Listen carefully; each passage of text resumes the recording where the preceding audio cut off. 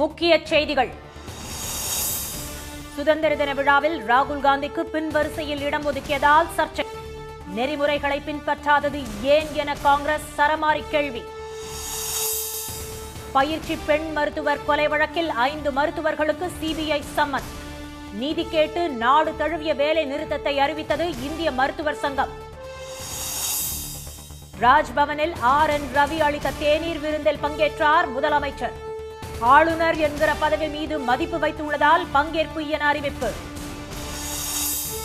அத்திக்கடவு அவிநாசி திட்டத்தை நாளை தொடங்கி வைக்கிறார் ஸ்டாலின்.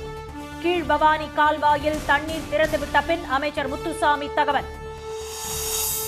தமிழ்நாட்டில் 14 மாவட்டங்களில் இன்று கனமழை பெய்யும். வராக நதியின் கரையோர மக்களுக்கு வெள்ள அபாய எச்சரிக்கை.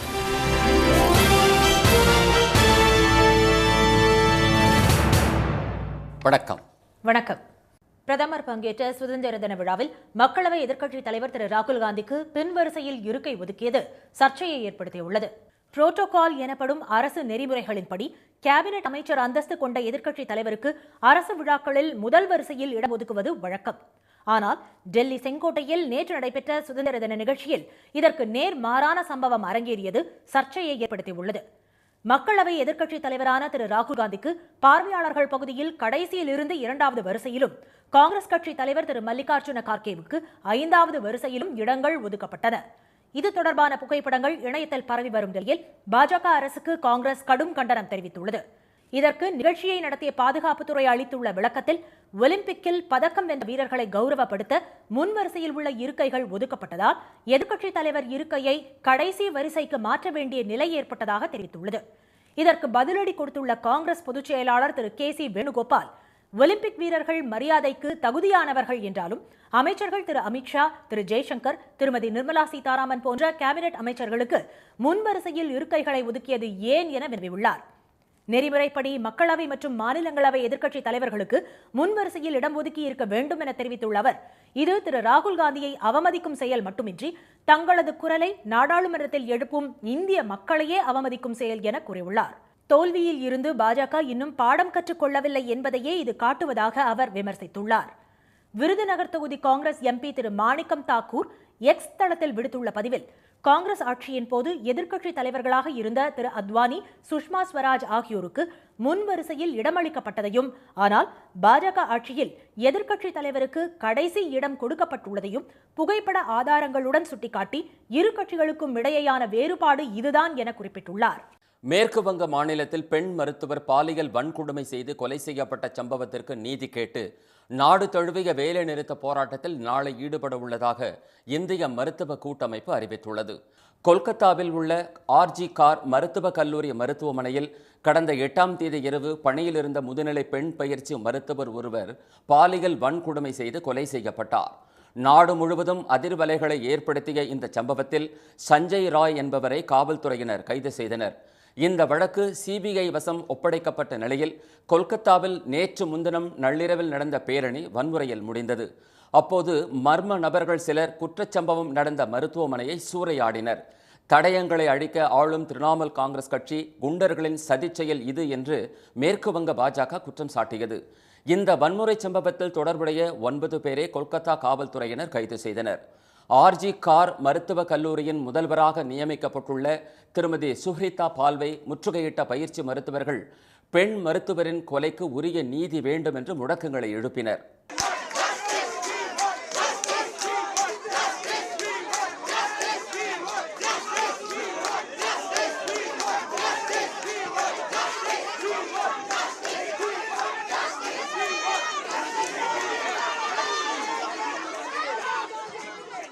இதற்கிடையே உயிரிழந்த பெண் மருத்துவரின் குடும்பத்தினரிடம் CBI அதிகாரிகள் நேற்று வாக்குமூலம் பெற்றனர். அவர்கள் அளித்த தகவலின் அடிப்படையில் மருத்துவர்கள் திரு சஞ்சய் வசிஷ், துறைத் தலைவர் திரு அருணா தத்தா சௌத்ரி உள்ளிட்ட 5 பேருக்கு CBI சம்மன் அனுப்பியுள்ளது. இதற்கிடையே சுதந்திர தின விழாவில் பேசிய முதலமைச்சர் செல்வி மம்தா பானர்ஜி, வழக்கு CBIக்கு மாற்றப்பட்டுள்ளதால் போராட்டத்தை மருத்துவர்கள் கைவிட வேண்டும் என கேட்டுக்கொண்டுள்ளார். கடந்த 5 நாட்களில் சிகிச்சை கிடைக்காமல் 3 பேர் பலியானதை சுட்டிக்காட்டியுள்ள அவர், காலில் விழக்கூட தாம் தயாராக உள்ளதாகவும் போராட்டத்தை மருத்துவர்கள் கைவிட வேண்டும் என்றும் கோரிக்கை விடுத்துள்ளார். இந்நிலையில் RG கார் மருத்துவமனையை பார்வையிட்ட மேற்கு வங்க மாநில ஆளுநர் திரு சி.வி. ஆனந்தா போஸ் சட்டத்தின் பாதுகாவலர்களே சதிகாரர்களாக மாறிவிட்டதாக தெரிவித்துள்ளார். பெண் மருத்துவர் பாலியல் துன்புறுத்தலுக்கு ஆளாகி கொலை செய்யப்பட்ட சம்பவம் மேற்கு வங்கத்திற்கு மட்டுமின்றி மனித குலத்திற்கே அவமானம் என்று அவர் கூறியுள்ளார். இந்த சம்பவத்திற்கு மாநில அரசே முழு பொறுப்பேற்க வேண்டும் என்று கூறிய ஆளுநர் இரவு நேரங்களில் பணி செய்பவர்களின் பாதுகாப்பை உறுதி செய்ய வேண்டும் என்றும் வலியுறுத்தியுள்ளார். இதனிடையே பெண் மருத்துவரின் மரணத்திற்கு நீதி கேட்டு நாடு முழுவதும் நாளை மருத்துவர்கள் வேலைநிறுத்த போராட்டத்தில் ஈடுபட உள்ளதாக இந்திய மருத்துவர்கள் கூட்டமைப்பு அறிவித்துள்ளது. சுதந்திர தினத்தையொட்டி ஆளுநர் மாளிகையில் நடைபெற்ற தேநீர் விருந்தில் முதலமைச்சர் திரு மு.க. ஸ்டாலின் மற்றும் அமைச்சர்கள் கலந்து கொண்டனர். ஆண்டுதோறும் சுதந்திர தின விழா கொண்டாடப்படும் போது விடுதலை போராட்ட வீரர்கள், அரசியல் கட்சி தலைவர்கள், பொது பிரமுகர்களுக்கு தேநீர் விருந்து வழங்குவது ஆளுநரின் வழக்கமான நடவடிக்கையாகும். அதன்படி 78வது சுதந்திர தின விழாவையொட்டி பல்வேறு அரசியல் கட்சியினருக்கும் தமிழ்நாடு ஆளுநர் திரு ஆர்.என். ரவி தேநீர் விருந்துக்கு அழைப்பு விடுத்திருந்தார். ஆனால் இந்த தேநீர் விருந்தை புறக்கணிப்பதாக திமுக, காங்கிரஸ், இந்திய கம்யூனிஸ்ட், மார்க்சிஸ்ட் கம்யூனிஸ்ட், விசிக உள்ளிட்ட திமுகவின் கூட்டணி கட்சிகள் அறிவித்திருந்தனர். இந்நிலையில் சுதந்திர தின விழா கொடியேற்றத்திற்கு பின்னர் சென்னை தலைமைச் செயலகத்தில் செய்தியாளர்களை சந்தித்த நிதி அமைச்சர் திரு தங்கம் தென்னரசு, ஆளுநருடைய கருத்தியல் தொடர்பாக மாறுபட்ட கருத்துகள் திமுகவுக்கு இருந்தாலும் ஆளுநர் என்கிற அந்த பதவியின் மீதும் அந்த பொறுப்பின் மீதும் முதலமைச்சர் பெரும் மதிப்பு கொண்டிருப்பதாக கூறினார். எனவே அந்த கோட்பாடுகளின் அடிப்படையில் ஆளுநருடைய அழைப்பினை ஏற்று தேநீர் விருந்தில் முதலமைச்சரும் அமைச்சர்களும் கலந்து கொள்வதாக கூறினார். ஆளுநர் என்கின்ற அந்த பதவியின் மீது, அந்த பொறுப்பின் மீது மாண்புமிகு முதலமைச்சர் அவர்கள் பெரும் மதிப்பு கொண்டிருக்கிறார்கள். எனவே அரசினுடைய சார்பில் அரசினுடைய நிலைப்பாடு என்னவென்றால், அவருடைய பதவிக்கு, அவருடைய பொறுப்பிற்கு மதிப்பளிக்கக்கூடிய வகையில் ஆளுநர் கொடுத்திருக்கக்கூடிய இந்த அழைப்பினை ஏற்று இந்த விடுதலை திருநாள் விழாவில் அவர் அழைத்திருக்கக்கூடிய இந்த தேநீர் விருந்தில் நம்முடைய அமைச்சர் பெருமக்கள் அதிலே பங்கேற்கிறார். அதன்படி சென்னை கிண்டியில் உள்ள ஆளுநர் மாளிகையில் நடைபெற்ற தேநீர் விருந்தில் முதலமைச்சர் திரு ஸ்டாலின், பேரவைத் தலைவர் திரு அப்பாவு, அமைச்சர்கள் திரு கே.என். நேரு, திரு தங்கம் தென்னரசு, திரு பொன்முடி, திரு ஏவா வேலு உள்ளிட்டோர் கலந்து கொண்டனர். ராஜ்பவனுக்கு வருகை தந்த திரு ஸ்டாலினை ஆளுநர் திரு ரவி வரவேற்று அழைத்துச் சென்றார். மேலும் விழாவில் பங்கேற்க வந்திருந்த அனைவருக்கும் அவர் சுதந்திர தின வாழ்த்துக்களை தெரிவித்தார். இந்த தேநீர் விருந்தில் அதிமுக சார்பில் முன்னாள் அமைச்சர்கள் திரு ஜெயக்குமார், திரு பெஞ்சமின் ஆகியோர் கலந்து கொண்டனர். அதேபோல் முன்னாள் முதல்வர் திரு பன்னீர்செல்வம், திரு வைத்திலிங்கம், திரு மனோஜ் பாண்டியன் ஆகியோர் பங்கேற்றனர். பாஜக சார்பில் மாநில தலைவர் திரு அண்ணாமலை, திரு எச். ராஜா, திரு வி.பி. துரைசாமி உள்ளிட்டோர் கலந்து கொண்டனர். தமாக தலைவர் திரு ஜி.கே. வாசன், பாமக சார்பில் திரு ஜி.கே. மணி, தேமுதிக சார்பில் திருமதி பிரேமலதா, திரு சுதீஷ் ஆகியோர் கலந்து கொண்டனர். அத்திக்கடவு அவிநாசி திட்டத்தை முதலமைச்சர் திரு மு.க. ஸ்டாலின் காணொலி காட்சி மூலம் நாளை திறந்து வைக்க உள்ளதாக அமைச்சர் திரு முத்துசாமி தெரிவித்துள்ளார்.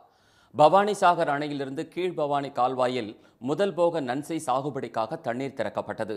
அமைச்சர்கள் திரு முத்துசாமி, திரு சாமிநாதன், மாவட்ட ஆட்சியர் திரு ராஜகோபால் ஆகியோர் பொத்தானை இயக்கி அணையின் மதகுகளை திறந்து வைத்தனர்.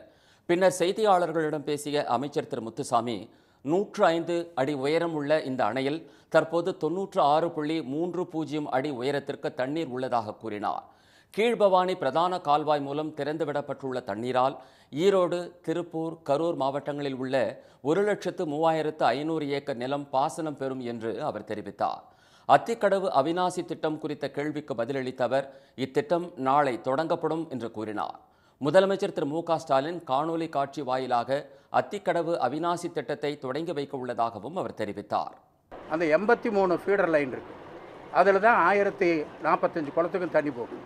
அந்த ஃபீடர் லைனில் பெரும்பகுதியான இடத்துல உடைப்புனாக்க ஏதோ அவங்க ரோடு போட்டிருக்காங்க, அல்லது மற்ற பைப் லைன் போட்டிருக்காங்க, ஈபியில் வேலை செஞ்சுருக்காங்க, அது எப்படியோ டேமேஜ் ஆகிடுச்சு. அதெல்லாம் இப்போ ரெடி பண்ணிட்டாங்க. ஏறத்தாழ 99% அது ரெடி ஆகிடுச்சு. எங்காவது இந்த மாதிரி சில குளங்கள் இருந்தால் அதையும் ஒழுங்கு செய்வதற்கான நடவடிக்கை கண்டிப்பாக எடுக்கப்படும். மாண்பு முதலமைச்சர் அவர்கள் திறக்கிற பொழுது அத்தனை குளத்திற்கும் தண்ணீர் போய் சேருகிற ஒரு நிலையை உருவாக்க வேண்டும் என்பதுதான் எங்களுடைய எண்ணம். அத்திக்கடவு அவிநாசி திட்டத்தால் 1045 குளம் குட்டைகளுக்கும் தண்ணீர் செல்லும் வகையில் சோதனை ஓட்டம் நிறைவு செய்யப்பட்டிருப்பதாக திரு முத்துசாமி கூறினார். இத்திட்டம் தொடங்கியவுடன் அனைத்து பகுதிகளுக்கும் தண்ணீர் சீராக சென்றடையும் என்றும் அவர் தெரிவித்தார். தமிழ்நாட்டில் 14 மாவட்டங்களில் இன்று கனமழை பெய்யும் என்று சென்னை வானிலை ஆய்வு மையம் அறிவித்துள்ள நிலையில் தேனி மாவட்டத்தில் வெள்ளத்தில் சிக்கி தவித்த 9 பேர் பத்திரமாக மீட்கப்பட்டனர். புதுக்கோட்டை மாவட்டம் அறந்தாங்கி மற்றும் சுற்றுப்பகுதிகளில் பெய்த மழையால் குளிர்ச்சியான சூழல் நிலவியது. மதுரையில் தெப்பக்குளம், அண்ணாநகர், கோரிப்பாளையம், சிம்மக்கல், மாட்டுத்தாவணி உள்ளிட்ட இடங்களில் பெய்த மழையால் சாலைகளில் தண்ணீர் பெருக்கெடுத்து ஓடியது. மாவட்ட ஆட்சியர் அலுவலகம் அருகே கருப்பாலை பகுதியில் முழங்கால் அளவுக்கு தண்ணீர் தேங்கியதால் மக்கள் சிரமத்திற்கு ஆளாகினர். தேனி, பெரியகுளம், ஆண்டிப்பட்டி, பந்தவாசி ஆகிய பகுதிகளில் பலத்த காற்றுடன் மழை பெய்தது. பெரியகுளம் அருகே பெருமாள்புரத்தைச் சேர்ந்த சிறுமிகள் உள்ளிட்ட 9 பேர் கும்பக்கரை ஆற்றுப் பகுதியில் குளித்துக் கொண்டிருந்த போது திடீரென ஆற்றில் வெள்ளப்பெருக்கு ஏற்பட்டது. இதை பார்த்து சுதாரித்த பெண்கள் மறுகரையில் தஞ்சமடைந்தனர். தகவல் அறிந்து சம்பவ இடத்திற்கு சென்ற காவல்துறையினரும் தீயணைப்புத்துறை வீரர்களும் கயிறு கட்டி அவர்களை பத்திரமாக மீட்டனர். தொடர் மழை காரணமாக கல்லாறு, கும்பக்கரை ஆறு, செலும்பு ஆறு உள்ளிட்ட ஆறுகளில் காட்டாற்று வெள்ளம் ஏற்பட்டுள்ளது. இவை அனைத்தும் பெரியகுளம் வராக நதி ஆற்றில் செல்வதால் இரு கரைகளையும் தொட்டவாறு தண்ணீர் ஆர்ப்பரித்துச் செல்கிறது. இதனால் வராக நதி ஆற்றங்கரையோர மக்களுக்கு வெள்ள அபாய எச்சரிக்கை விடுக்கப்பட்டுள்ளது. திண்டுக்கல் அருகே அனுமந்தராயன் கோட்டை தடுப்பணையில் பெருக்கெடுத்து கொட்டிய தண்ணீரில் அப்பகுதி மக்கள் உற்சாகத்துடன் குளித்து மகிழ்ந்தனர்.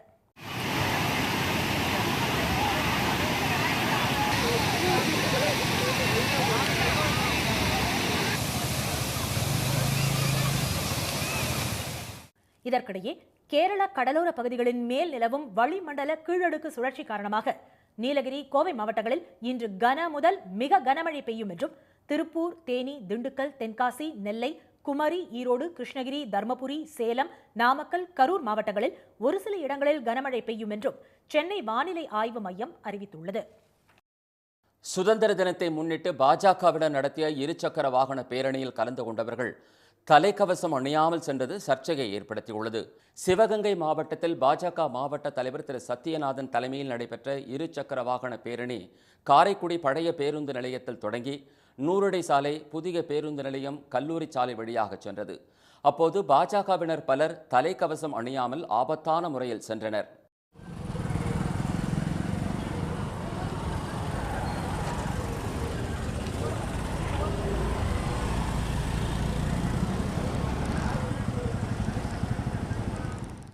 மேலும் அனுமதிக்கப்பட்ட வழித்தடத்தில் செல்லாமல் காவல்துறையினரின் தடையை மீறி காங்கிரஸ் எம்பி திரு கார்த்தி சிதம்பரத்தின் அலுவலகம் வழியாக பேரணி சென்றதால் சிறிது நேரம் பரபரப்பு நிலவியது.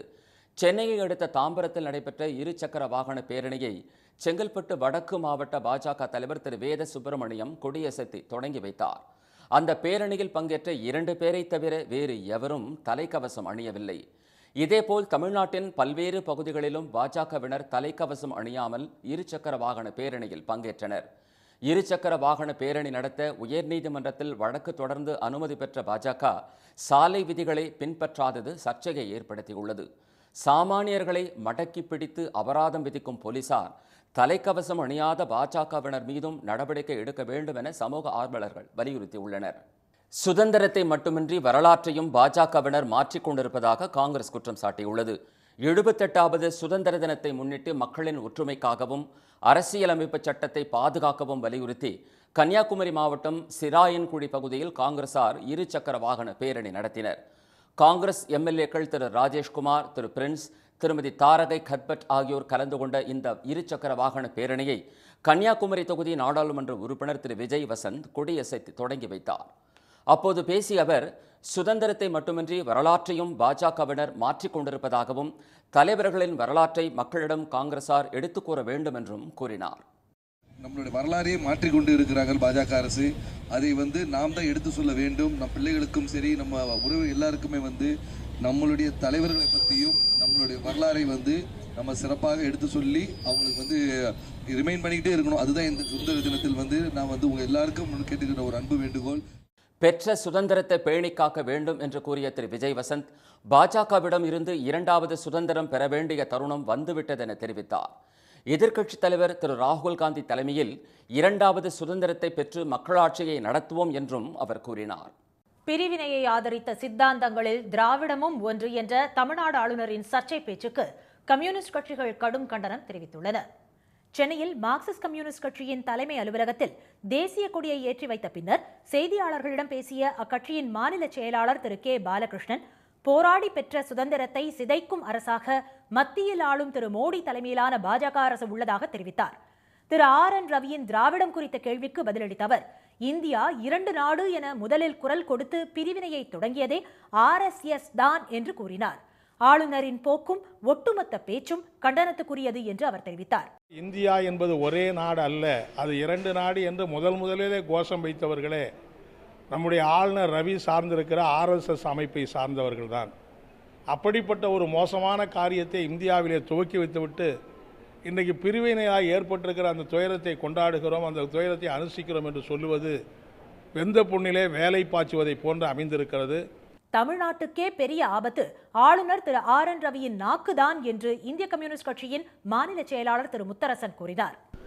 ஒன்றிய அரசினுடைய நடவடிக்கையும் ஆளுநருடைய நடவடிக்கையும் தான் நாட்டை பிரிப்பதற்கான பிரிவினைக்கான வழிமுறைகளை வகுத்து கொண்டு இருக்கிறார்கள். இவர்களால் தான் இந்த நாட்டிற்கு ஆபத்து. திராவிட கொள்கையால் அந்த ஆபத்தும் இல்லை.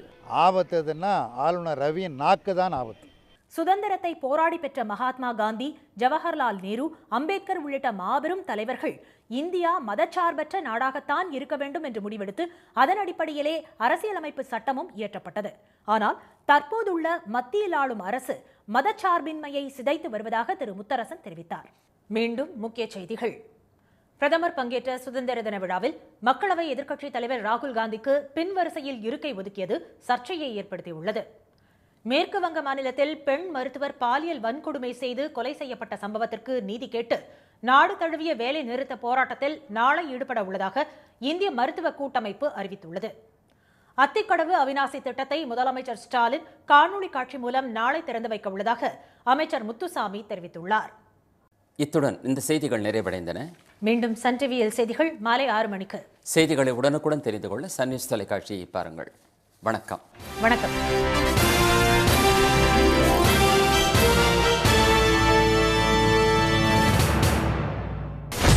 சன் நியூஸ் வாட்ஸ்அப் சேனலை ஃபாலோ செய்யுங்கள். QR கோடை ஸ்கேன் செய்து சன் நியூஸோடு இணைந்திருங்கள்.